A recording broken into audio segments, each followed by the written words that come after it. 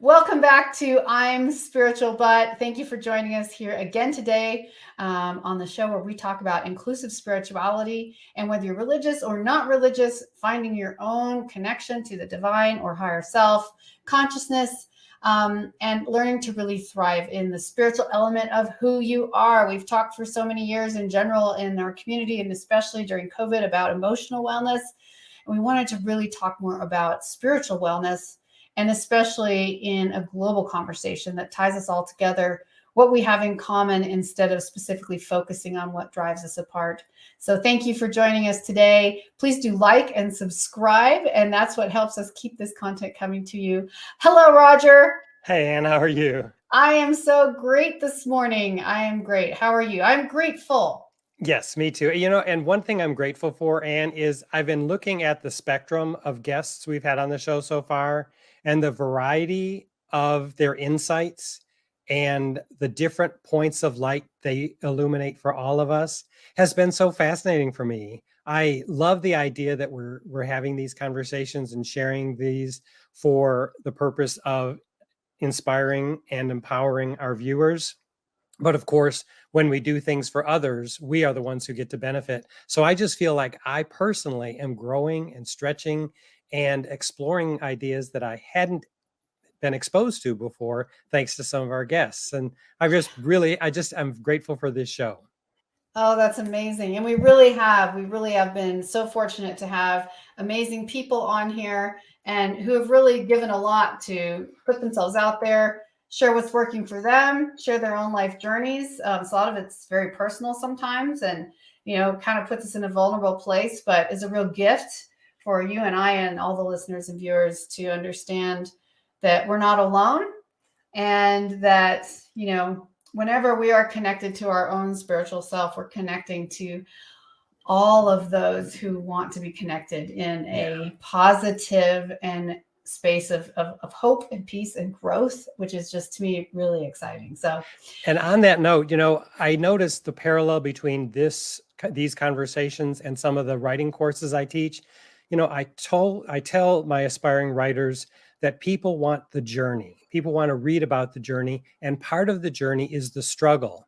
And so what I really appreciate is that people have been so forthcoming in sharing the down times, the difficult times, the challenges that they faced that have led them to be bold and take a spiritual journey. That's part of it. So although we are positive and we do keep the light on all the good, the challenges we face are part of that. And I hope our viewers feel comfortable enough to embrace that and continue to acknowledge that it's okay to have downtimes. It's okay to have doubts. It's okay to face traumas that we don't ever expect, because that's part of the growing process. And it's the challenges that keep it real. And that's why I love this show, because it's not like we have it all figured out. I don't, you don't, our guests don't, but we're just sharing human to human based on our own spiritual experience. And we're just saying, hey, it's not, when we share our challenges, it's not a complaint. It's not a badge of honor that we've all gone through trials and challenges. It's that we want everyone to know they're not alone. Yes. And so many of us have experienced similar things in many ways, maybe different causes, but we've all had doubt. We've all had discouragement. Many of us have had depression. So sharing and learning from each other is such a gift, an incredible gift.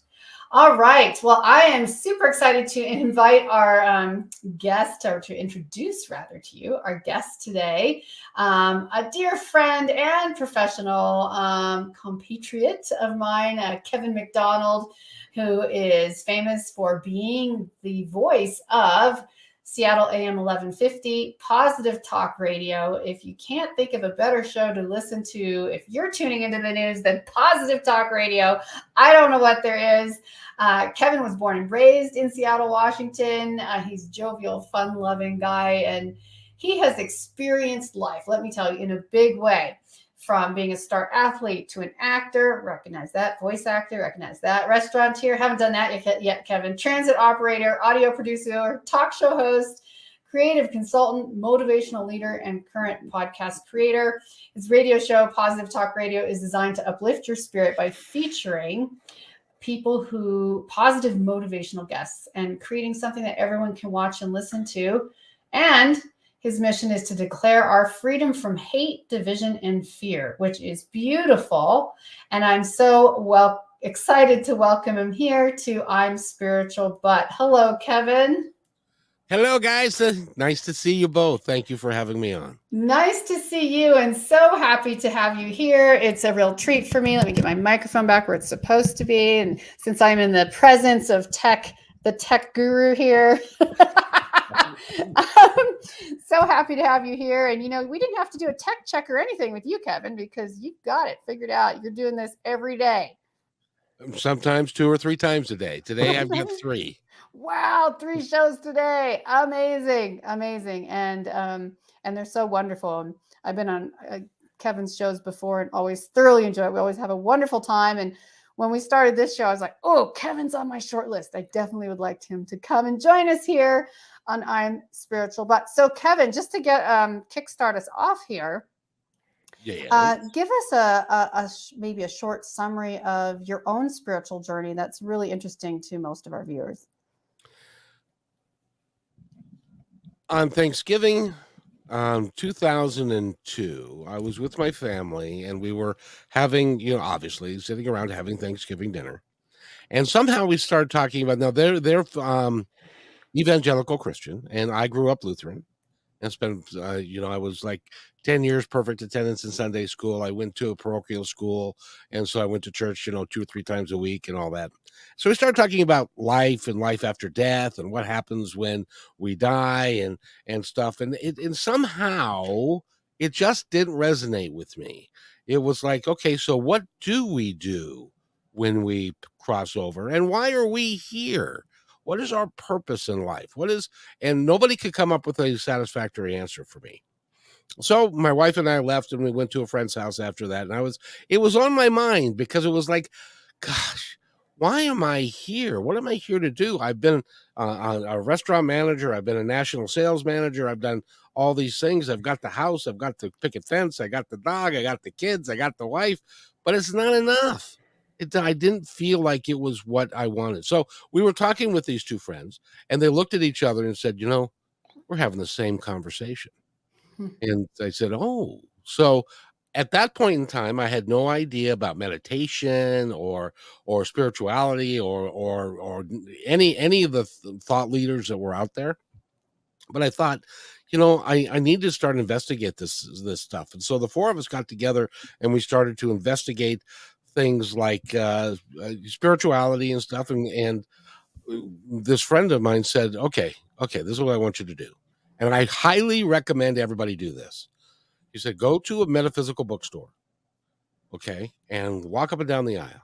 And whatever book speaks to you, and I said, right? I'm not on medication or anything, so I don't know what you mean by speaks to me. And he said, what resonates with you, pick it up and buy it. Turned out to be a book called Journey of Souls by Dr. Michael Newton. And it's about our life between lives and our past life and all of that. And it really resonated with me. And so that led me down to the path of Neil Donald Walsh and conversations with God and the statement he makes in there that we are all one. And it was like, I never heard that in the Christian church, in the Lutheran church that I went to. It's a conservative one. And but I never heard that we are all one and we are all together and we're all vested in each other's wellness and stuff. So we started going down this and we started learning more about, like listen to Wayne Dyer and some other really good thought leaders. And one day he came to me and he said, we need to do a television show. We need to get this onto TV to talk about all this stuff because everybody's interested in it. Everybody at one point during time has those questions. Why are we here? What am I here to do? This was Wayne Dyer or your friend? This is my friend. Okay, just making clear. He is. I looked into it and we really couldn't do television. Well, you being a veteran know how difficult it is to get on TV if you don't have like a oodles full of money, which we didn't. My parents aren't famous. Yeah. So I said, but we can do radio. So we could buy some block time on a radio station. And so we did that under the heading of something called Spirit Talk, because we had a psychic medium and we had stuff. We didn't know anything, but we were learning and we wanted to help people understand a little bit more about how life worked and that sort of thing. So we did that. And through the course of time, I don't know if this happened in your life, but in my life, everything happens for a reason. And it's just like everything lined up chapter and verse all the way through until now. And so I started doing, my friend, as will often happen, fell away. And so, but I still wanted to do the radio. So I started doing 2 hours a day, 5 days a week on KKNW, 1150 AM in Seattle, and did that for 11 months until I ran out of money. And, they came to me and said, "You owe us $10,000." And I said, "Well, that's too bad. I don't have $10,000." And so I had to finish that show. But there was one call when I announced the show was going off the air, and I share this a lot because it means so much to me. The phone lines filled up, and people were talking about what the show meant to them and how uplifting it was, and the guests that we had on, and the nutrition information and the health stuff. But one call stood out for me, and that was a gal. She said her name was Carol from Bainbridge Island, and she said, "We listen to your show every day." And I said, "Well, thank you. That's awfully nice." And she said, "No, you don't understand. I'm an Alzheimer's caregiver, and you reach her with your show, with your laugh, the way you are." And it dawned on me that it's like we all have an impact, and we can have a positive impact on people we'll never meet. I never met her. This was 2003. I'm sure she's passed on now, but it meant so much to me. And so that led me on the journey that led me to today. Amazing. Oh, that's just beautiful too. And I love, Kevin, how you transformed your question into the journey, and then you made that journey into something so positive. Because one thing we share on the show every week is our mission statement, which it parallels yours for your radio show. And our mission statement for the show is to reflect the light of every viewer so you can live your dreams more fully and trust your own spiritual path more profoundly. And you clearly are doing that through your show. And then I'm so encouraged and inspired by what you're doing. And I love that you got that feedback, because to me, one little bit of feedback like that can give me stamina and momentum to keep going, even in the face of, oh, I owe $10,000. I can't do this anymore. When I have those two messages, the spiritual positive one always trumps all the worldly ones, and it leads me to keep going. Did that do that for you too? Oh yeah. Now at the beginning you were talking about not everything is puppy dog tails and gravy and roses and I went through, right after the radio show ended, I went through what I call my bad country music song period. which was my dad passed away, my dog died, my wife left, I lost my house, had to declare bankruptcy, I got sued for $50,000. This is all within a 3-year period. Sued for $50,000. I hit a bridge with a U-Haul.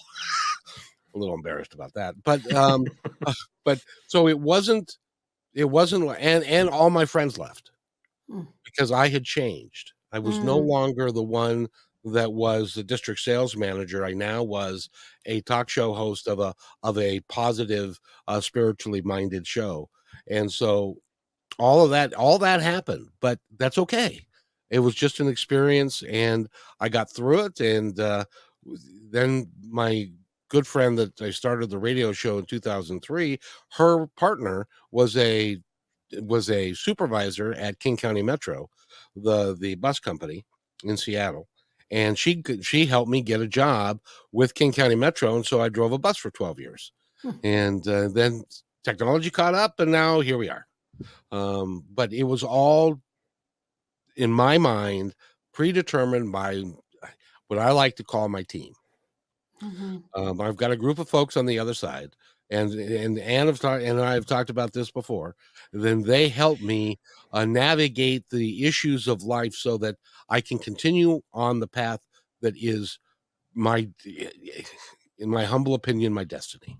This is so beautiful. And this reminds me a little bit, Roger, of our talk with Mary Kress a few weeks ago, who was a special guest who's a spiritual healer and medium, and working with the support from the other side, and that's where her spiritual journey took her. And I love what you said, Kevin, about, you grew up in a Lutheran church. I'm sure there were some absolutely amazing people there, but in the particular one you didn't really hear, and because I relate to that, because I have some dear Lutheran friends, and they're beautiful people, but I can relate to. It really does depend on the environment and the church. And sometimes when we talk about, well, we are all one, but that means the people under this roof or the people within this belief system, not we are all one as humans in the world, as all being children of God, or the divine, or whatever that is for you. Like, that is a different, bigger conversation that sometimes makes people uncomfortable. And it reminds me, though, too, of your quote, which I think Roger has for us. Yes. And this quote is from Kevin McDonald, and he shares it at the end of every one of his shows. And it is, be kind to one another, because each other is all we've got. I love that. How did that come to you, Kevin? I am a fan of movies. Ooh. And there was and whether you like him or hate him, a Mel Gibson film. It was called We Are Soldiers, and he had a speech before they went into battle in Vietnam, and he said, when we get out there, it's just going to be us. It's not going to be anybody else. We're not going to be divided into black people and white people and atheist people and Catholic people. We're all going to be the same, because we're all going to be working together. And when we get out there, it's just us. And so I took that, plagiarized. I didn't plagiarize it really, but the idea is to be kind to one another, because each other's all we've got, because that's really is true. That's in my frame of mind, that's everything, is we've got each other. So let's be kind. I love that. And I think it's unique based upon other guests we've had on. Your spiritual journey started with other people. You had that Thanksgiving dinner. You went to another Thanksgiving dinner. You found a common curiosity about what wasn't being fulfilled. And rather than everybody going out on his or her own to do their own spiritual exploration, you decided as a small group, we're going to explore together and come up with ideas. And that's how, as I understood what you said, that's how someone suggested you go to the bookstore and find something that resonates with you. I love that, because I know I can speak for myself, and I know many other people, when they start exploring other tangents or tenets in philosophy or spirituality, they usually do it in secret because they expect to be judged. It's like, well, I can't tell anybody I'm on this journey. But you were bold. You and some friends did it together. How was that experience? Well, let's just say that I never did change my mom's mind, never did change my brother's mind, but I felt compelled. Have you ever done something that you just felt like it was right? And it was something that after every show that I've ever done, I feel uplifted. I feel energized because of the energy that people bring to it, the positivity that we exchange. And I couldn't, it's kind of like a illegal substance. It was kind of like my, I don't know, crack or something, but because I felt really called to do it. And as it turns out, I don't suck at it terribly. So it's, well, and that's a nice thing about a gift. When you present something as a gift, you don't stare at the person expectantly, waiting for a response, waiting for a reaction. If you're just giving from what you feel is your purpose, your destiny, as you mentioned, then if it lands on certain ears and resonates well with them, beautiful. If it doesn't, equally beautiful. It's not meant for them, or at least not for them at this time. So the fact that you're just on the airwaves, sharing the positivity, offering it as a gift to anybody who wants it, I think that makes it so much more inviting than the perspective that I have the answer, follow me, which to me has never worked. Can I tell you a quick story about that? Yeah.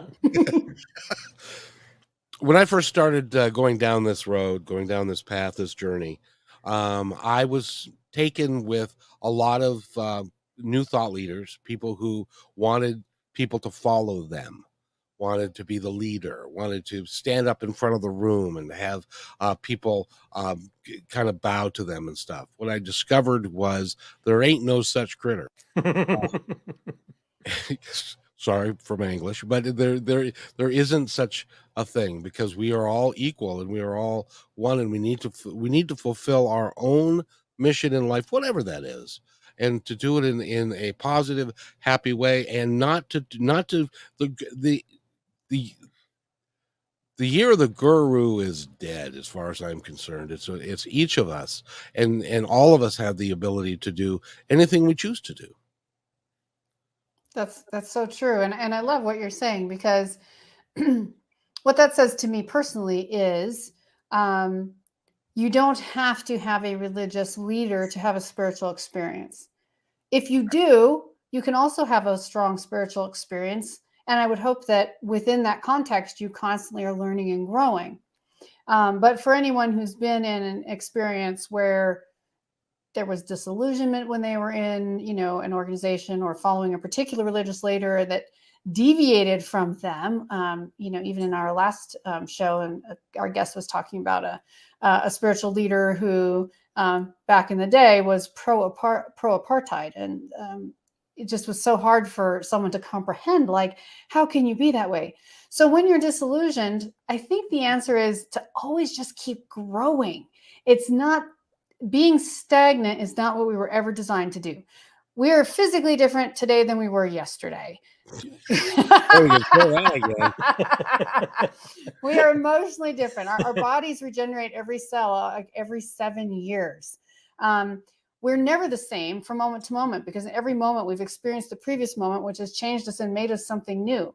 So the idea that one set of thinking, whether you're religious or not religious, even if you are a member of a healthy religious organization and family, keeping yourself growing, thriving, exercising as an individual is still key to maintaining that personal spiritual experience and staying tied to all of God's children on the planet, as opposed to just one way of thinking.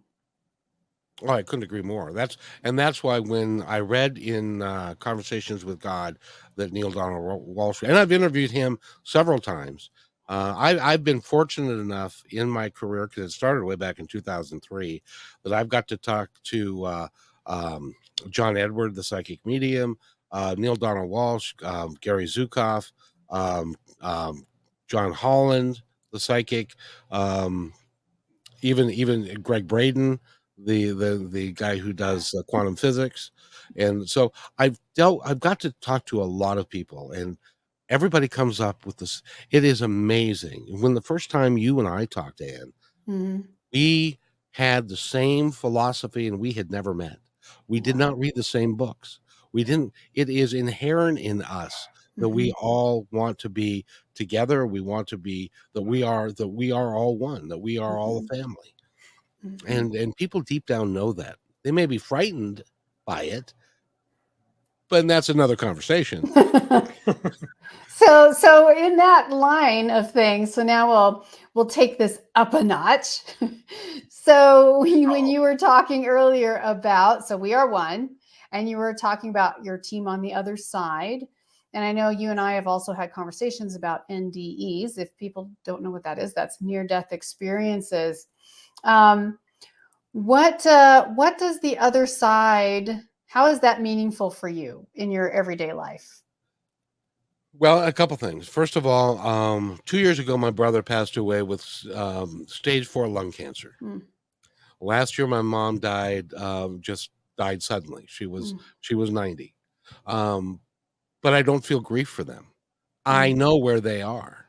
I know how happy they are. I know that what they've gotten to transition into is not some great, for me, and this is just me, it's not some great unknown. It is real. It is there. Most of the NDEs will say the same thing.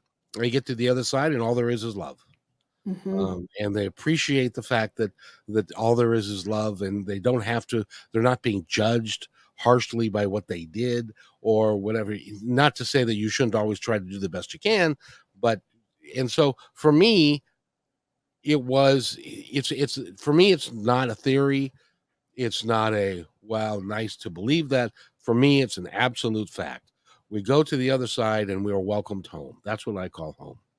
And this was such a important personal experience for me on my spiritual journey. And when I started finding that the prototype of religion and spirituality that I had grown up with was no longer fitting, not because I didn't want it to, but because it was crossing the lines and violating other areas of my conscience where I didn't feel that people should be treated a certain way. And I said, this just is wrong. Then I felt that really scared for a while because I felt outside of, what do you want to call it, the faith, and what happens to me if I die. I got really dark and very frightened for a while. And then I was fortunate enough, I don't even know how, I stumbled across one of the websites for NDEs, near-death experiences. And there's a whole organization, I don't have the URL handy, but if you Google near-death experiences .org, there's a whole research organization dedicated specifically to this conversation. And they have on their website, they host thousands of vetted first-person stories of people's near-death experiences and what those experiences were. And, you know, while some of them are different, so many are similar, just like you said, Kevin. People who said, I will never be afraid of dying again now, when they've, you know, come back, they stop breathing for 20 minutes or, you know, some other incredible thing. I'll never be afraid of dying again. The hardest part was honestly coming back. I kept begging them, don't make me go back. And they're like, your work's not done. You have other people to help and heal. And so they came back, but they're like, I have set free by that experience. And one of these days, Kevin and Roger, and you guys, maybe you can help me here, I really want to get a firsthand NDE person on to share their experience, because I think helping us to just, again, for all of the viewers and listeners, this is about not preaching a creed to you. It's about sharing the experiences of other human beings and where they have found joy and peace and relief and safety in their spiritual journey. So hearing those positive stories are often really encouraging to me. And I'm sure they were to you, Kevin, especially when you first started diving into the metaphysical. Remember when I told you about this book that I picked up that spoke to me? It was called Journey of Souls. And basically, Dr. Michael Newton is a hypnotherapist. And he was a practical, agnostic hypnotherapist who just helped people with, you know, quitting smoking and that kind of thing. Well, one day he actually took somebody deeper, and they had a NDE, or they had a life before life experience. And so he started dabbling in that and finding more and more people that had those experiences. And then he, by accident, took them even deeper. And so that they could experience what happened when they died, where they went on the other side, why they were on the other side, what were the things that they learned on the other side in preparation for coming back to this life, which is really the foundation. And he did thousands of these. There's the Newton Institute is famous for having a bunch of hypnotherapists around the world, and they experience this on an ongoing basis. So from a lot of different sources, a lot of different people. And so for me, that kind of sealed the deal that it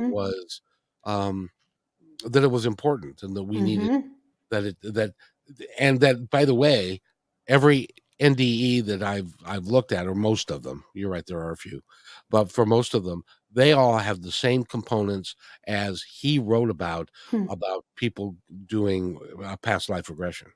So It's all connected. It's all connected. And this is so interesting to me. And, you know, we won't go full tilt into past life regression today, but for anyone out there who wants to expand their thinking, I know one of the, newer philosophical spiritual movements around this is, which actually makes more sense to me, since we know scientifically that time is not linear the way we tend to view it as human bodies, right?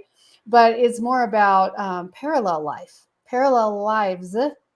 So if you talk about past life regression, for people who practice this, and I have not done it, but it's more taking a peek into your higher self, your spiritual self, your physical self, or who you are in different planes at different times.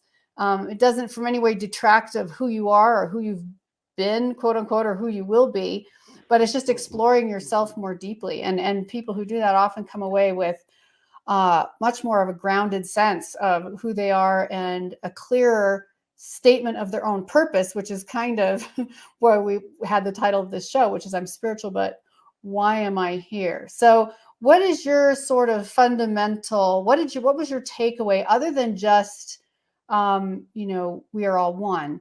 What is your fundamental takeaway, Kevin, around why are you here?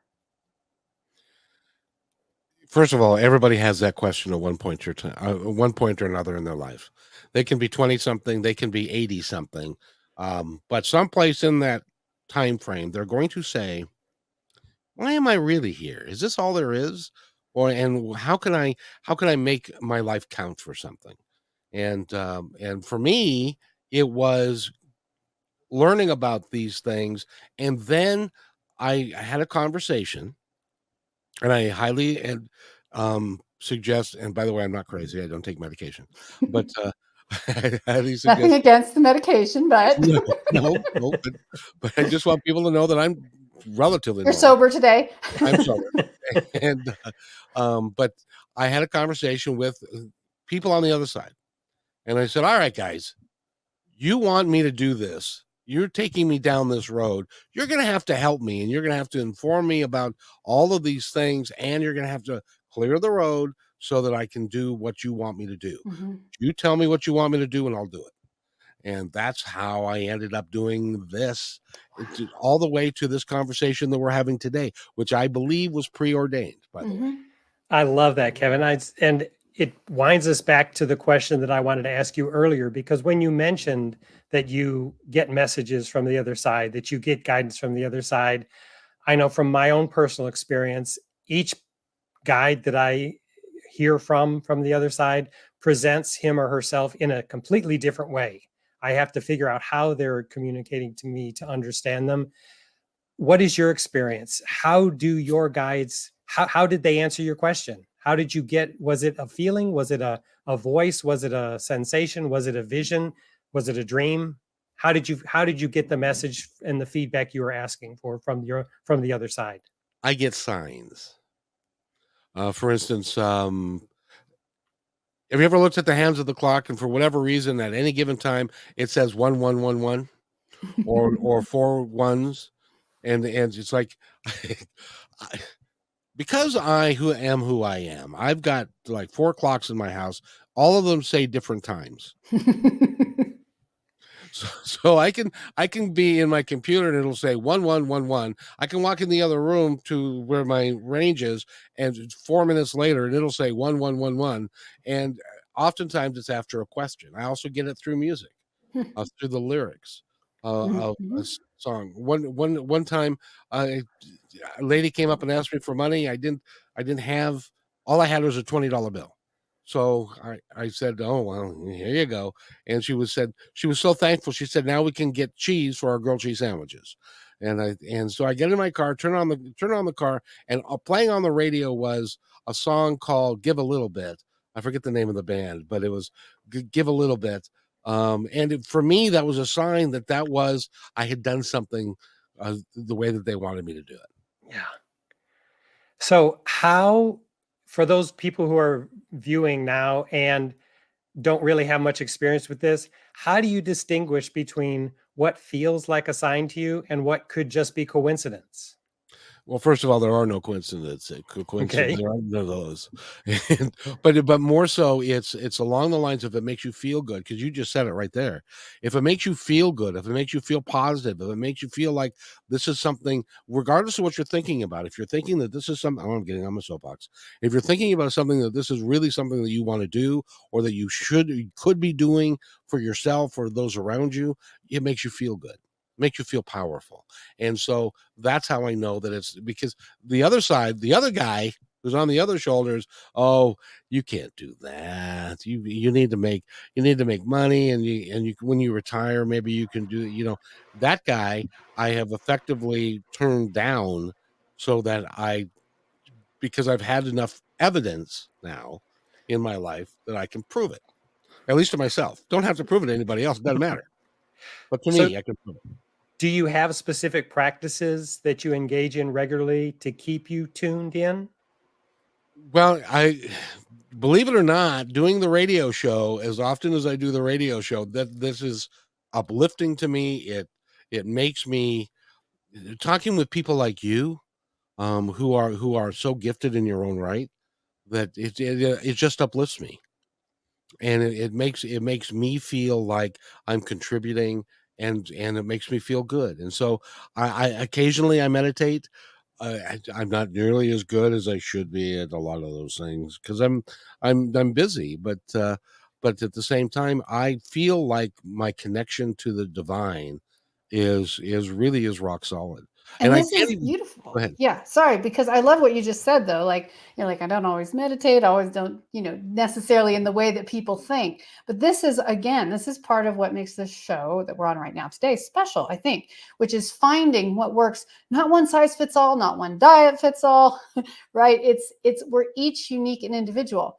So just because I think the biggest danger to everyone's spiritual experience, now, I'm not saying go do bad things, is guilt. Whether it's, I should have meditated today, or I should have gone to my place of worship today this week, but I didn't. Or, we have so downgraded the trust in our feelings, which is a divinely given sensation, a divinely given gift that we've received as human beings, to know what feels right and what's wrong. That's why when you're in a quote unquote religious environment and you feel something negative that really makes you feel kind of sick, you can trust that it's correct. Or when you're in an environment that would be considered maybe, not optimal, but you feel, I need to give the $20, I need to say the right thing, I need to make a choice that's not popular. To me, that is the divine speaking to us. And I was taught to not ever listen to my feelings. And I'm completely overhauling in my own spiritual experience right now, learning that actually it's, the higher consciousness, the divine higher self, the way it communicates most directly is, sometimes we hear, we see signs, is our feelings. That is our radar. That is the instinct at the deepest level of who we are. So if you have good intentions, if you have a pure heart and good intentions, you can really rely on your gut reactions to things. I think that is priceless. So, wow, I have never seen 40 minutes go faster. So let's share our final comments, and then we'll just have to have Kevin back. Don't make me go. Don't make me go. I'm having too much fun. No, it's been truly, truly wonderful having you again here, Kevin. And Roger, any final thoughts? I just want to applaud you for what you're doing. And I love that you are such a pure example of just taking inspiration to action and moving into that space based solely on what I've learned about you during this conversation. It feels to me like you just followed your guidance. It's led you where you are. It's given you some huge challenges that all came together all at once, and you rebuilt from there, which to me is the process of growth. And you modeled that so beautifully. So I want to applaud you and thank you for all that you've shared with us today. I feel more inspired just having talked to you. Well, I really, really appreciate you guys. And it is, there's not enough of this yet. It's coming, I believe. Absolutely. I think that over the course of the next few years, that this will become a lot more mainstream and normal, and what you guys are doing, what I'm doing with our shows, it's going to help. And I just Absolutely. applaud the both of you. And Roger, it's great to meet you. It's I know we got to go, but just a real quick story. I had John Edward on one time, and my sister was having a reading by John Edward, and John Edward said, the letter R means something to you. You have people who the letter R means, and she said, well, my brother's name is Randy, and she forgot that her husband's name was Roger. That's pretty funny. Like, yeah, let's skip past the obvious. That's hilarious. Oh, so fun. Well, it's been just lovely. Thank you both today. And thank you to all our viewers and listeners. Everybody, please help us out. Please please subscribe to the show. so we can keep this coming to you. And please send your thoughts, comments, questions through our website, which is imspiritualbut.com. And you can also look in the notes on this show again and see Kevin's URLs. Listen to his show on Seattle AM 1150. If you can't find something better to listen to than this show, it's Positive Talk Radio. So and pick Kevin, one or the other. And Kevin, if you would like to sign us off with your famous quotation, Oh, that would be a great way to end the show. You know, that the divine had you say that, because I was going to ask. And just remember, everybody, be kind to one another, because each other's all we've got. We'll see you next time.